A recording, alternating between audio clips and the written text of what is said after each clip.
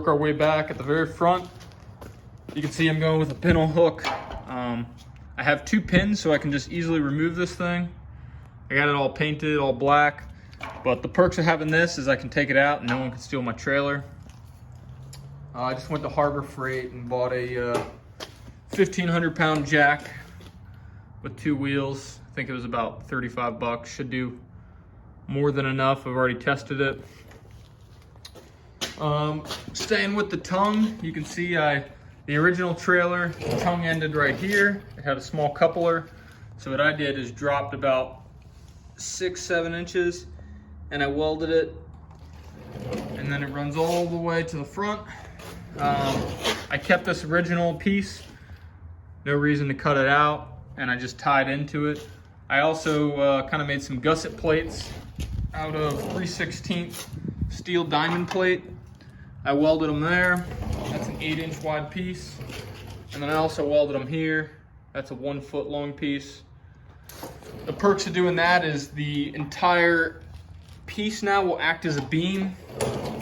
It'll make it much more rigid, and it'll actually use these then for stabilizers. You can see here, I had end cuts. These are what I'm gonna use my body mounts. That's a 1/2 inch hole.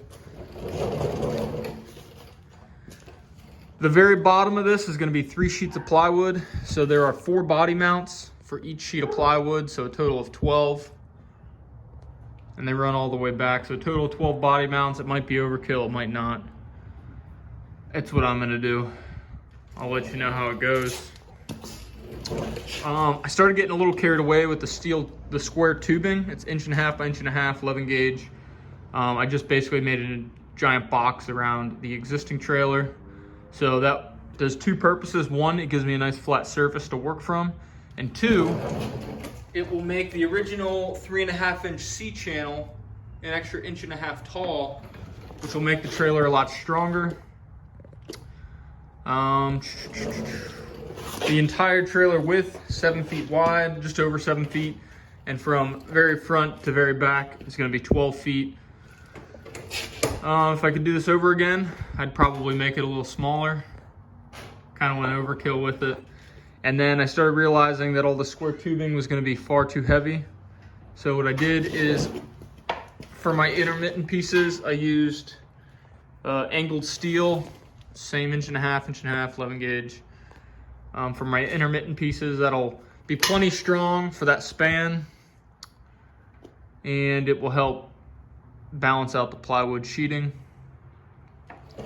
I painted the entire thing black, and obviously you can see I grinded down my welds a little bit. It doesn't need to be perfect. Plywood's gonna be on top. I just don't want it to protrude the plywood. Each one of these spans is only 1 foot.